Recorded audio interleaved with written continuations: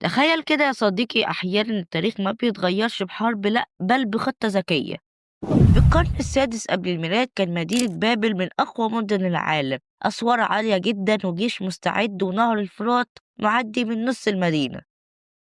الكل كان فاكر إن بابل مستحيل تقع، لكن الملك الفارسي كرش الكبير كان ليه رأي تاني. كرش قرر ما يحاربش المدينة بطريقة المعتادة، قرر يخدعها بخطة ذكية.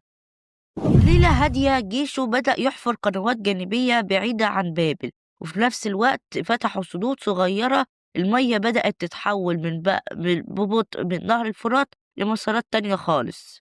أهل بابل كانوا بيحتفلوا، كان بقى غناء وحراسة ضعيفة جدا، وما خدوش بالهم إن منسوب المية كان بينزل لحد ما حصل المستحيل. النهر اللي كان بيمر وسط المدينة نزل لمستوى يخلي الجنود يمشوا جواه على رجليهم.